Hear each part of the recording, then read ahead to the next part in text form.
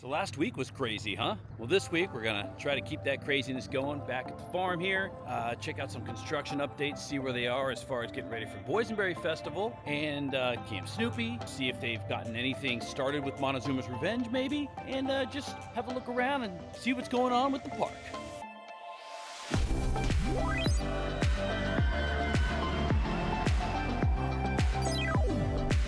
And before we actually go in anywhere, I just want to state that the park actually changed its hours back to the 10 a.m. opening this week.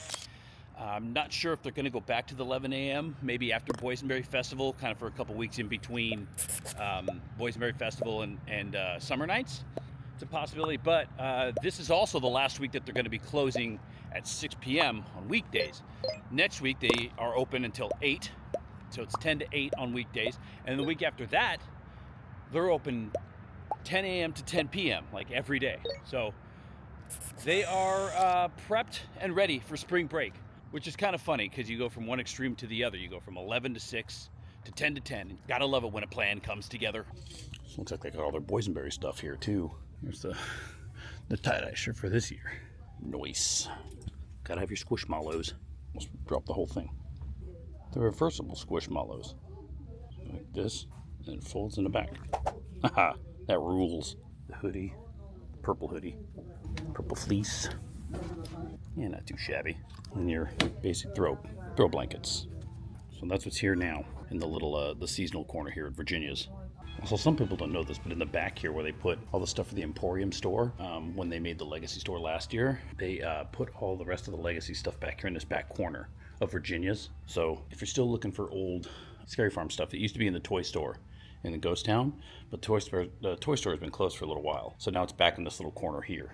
So you can still get your Screamopoly, Scary Farmopoly stuff, and your t-shirts, your giant t-shirts. Oof, 5X t-shirts. So here's the big difference here of opening at 10 and opening at 11. This line would probably be a lot bigger if they waited till 11 to open.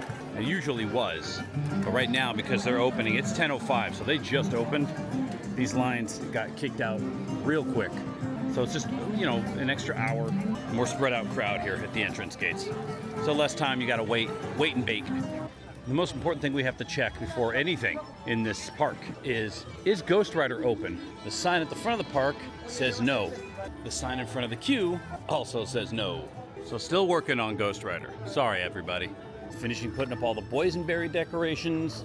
Seems like there's a lot more this year already, and they're not even done yet. We stroll down through the barren wasteland of Calico Ghost Town. Setting up the display here in front of old Betsy.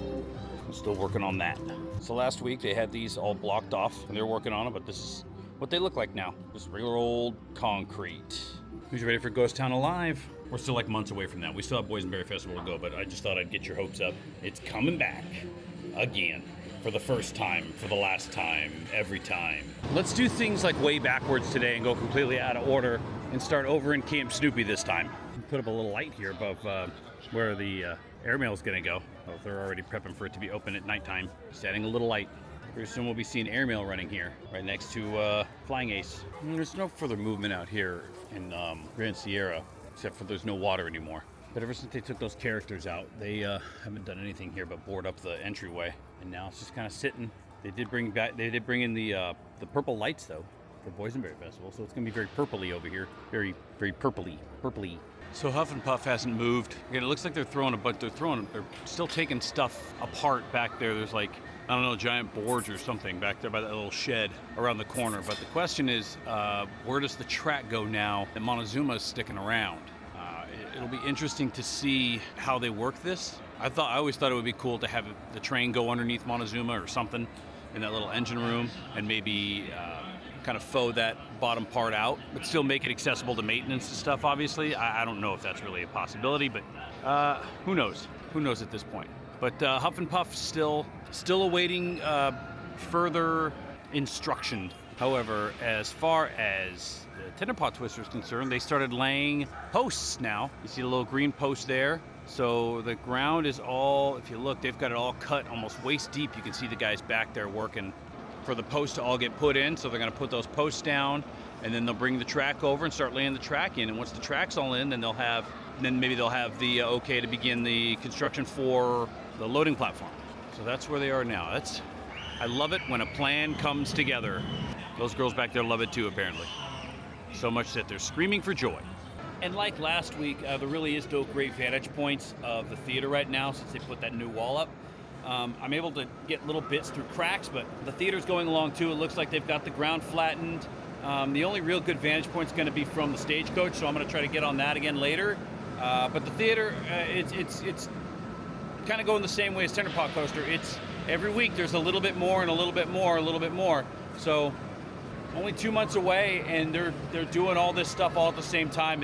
I say it every single week, but it's impressive. It really is. It's very eye-opening when you walk through Camp Snoopy and you see all the walls that are up everywhere, and you realize that while it's awesome that they're getting this whole land all fixed up and it's going to be completely reopened at the same time, it's crazy to think that, well, they shut half of it down and they're just going to let it play out, like just with what's left, the 6 rides that they have left.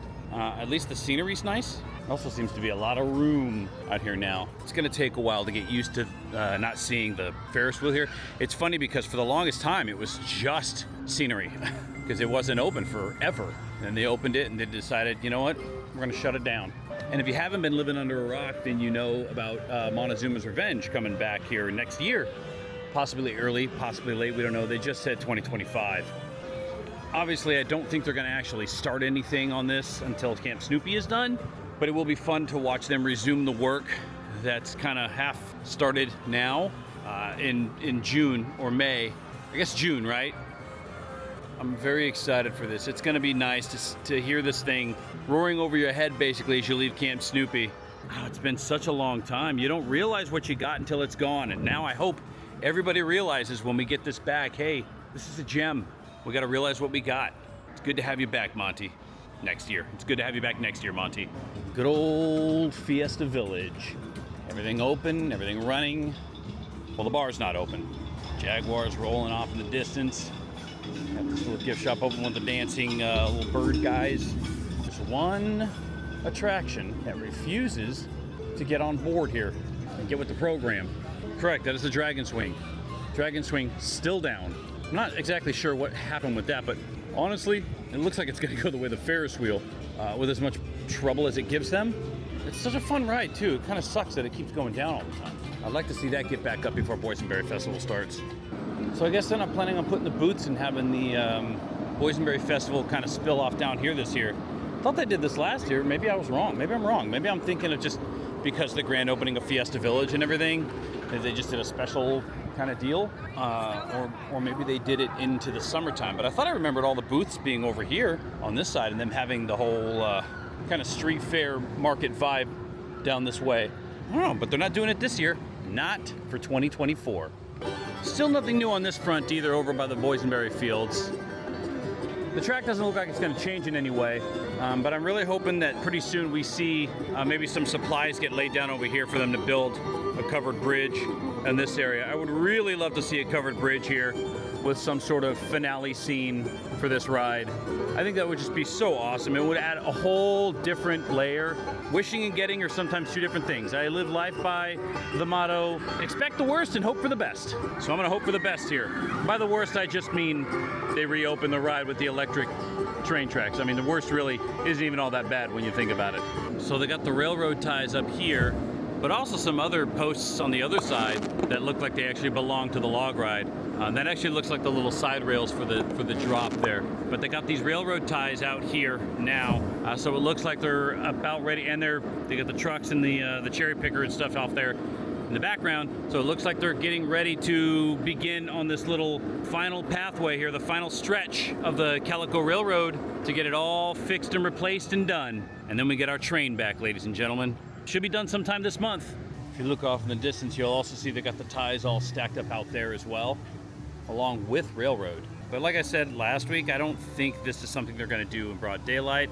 I don't know if they want to risk having this walkway closed during the day, but who knows? Crazier things have happened in this park. It looks like the set design is complete on the Calico M Stage for Knott's Preserved, opening Friday. Come get your boysenberries at the farm. So the people that did the development for the mobile app for this called this a 4.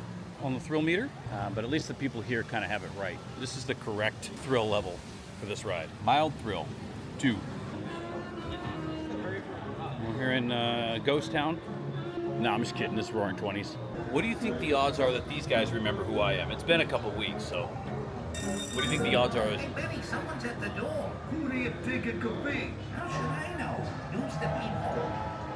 How? Who is it? I don't know.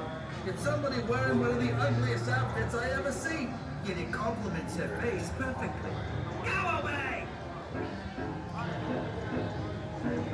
They do remember me.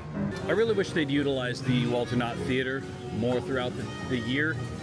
Only having it open just for, I believe it's just Scary Farm and Merry Farm, right? It's the only time they ever do anything in there.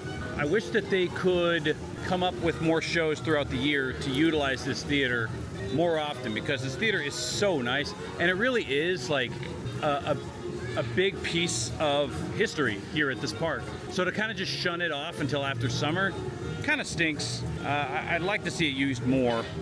And they are also resuming work over here on the railroad. So they're still on this side too. Oh my gosh, they're taking the whole, wow, they're taking that whole wood piece out. Look at them go. So I'm assuming they got this team here working here, and then there's another team on the other side of the boardwalk working too. So full steam ahead. There's the old Pony Express. The old no-line Pony Express. A lot of people have asked me lately if I ever ride the rides when I come here, and I rarely ever do. But I think this morning I just feel like riding Pony Express for some reason. When it's a walk-on, you can't pass this ride up, really, so.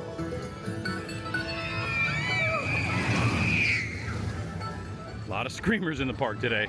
I'm gonna give you a hint of advice. If you're hefty like me and you're riding Pony Express, if you blow out your gut when the seats come back, so that they don't kind of squish you all the way forward, it's really going to come in handy later on when you come to an abrupt stop at the end of the ride, and then this seems like the seats are just kind of crushing you. Keep in mind, the harnesses are basically around your legs and over your back, pushing you forward.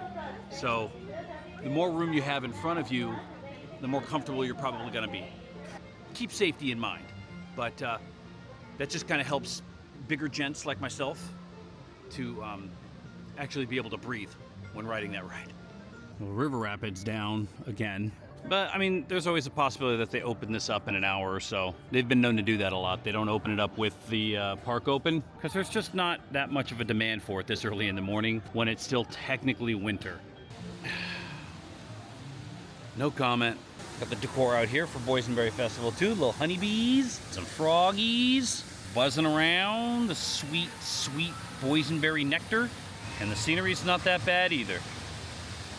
And a lot of people do know this already, but some people don't. But if you head out to the Boot Hill Cemetery, back behind Ghost Town, and you head over to the grave of Hiram McTavish, you can either stand on it or put your hand on it or whatever. Right here, you can still feel and hear a heart beating in this gravestone.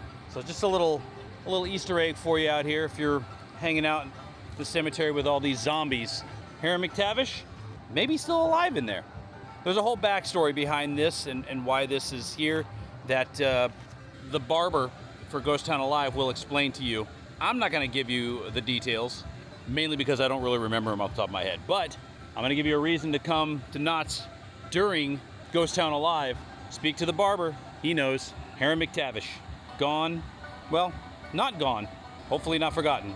Like I was saying earlier, the toy shop hasn't really been open lately. I don't know if they're planning on opening it for Boysenberry Festival or not. They got some purple decorations in here, but that doesn't mean anything because most of the stuff that they have in the back here is Scary Farm stuff. But I couldn't tell you. They do still have the decorations there and the toys, so maybe they'll open it up. Maybe they open it up on weekends. I don't know. I don't come on weekends. But the Scary Farm stuff is in the back corner of Virginia's as opposed to here now. I also have no idea why they ever even take this stand down. This is where the glass blower is for most of the year, and then they take it down. Well, obviously they take it down for Ghost Town Alive because they need this area here. But for Boysenberry Festival, they're going to bring the glass blower here for vending purposes, and then next door They usually have their booth where they sell their pieces that they make. You can always count on the Calico Mine Ride to be operating, especially when its neighbor, the log ride, is not. This is actually starting to get quite a bit worrying because it seems like they're taking steps backwards. The drop seems to be even more taken apart than it was before. Now, I will say that they did put those little elbows on, the reinforcement. Well, most of them. You can see some of them not so much. Maybe they're just doing half this week, half next week or something. But I guess they are moving forward for the most part. And hopefully we'll have this all done within the next couple of weeks, I'm hoping. But this is what it looks like right now. It doesn't look like much, but you should see it with water in it. And you can hear them working on the flume up there, and you can smell the wood that they're cutting into right before you go into that the cave where you drop down. So they're working up there too, man. They're just working on this whole ride. Well, I remember last year when they had it down, they worked on the lift. So it seems like this year they're working on that final drop there, and whatever this little section is here that they're actually working on that needs to be improved. Nope, he's right there. I was wrong the whole time. He's sanding that pillar right there. Jeez, Josh, great job.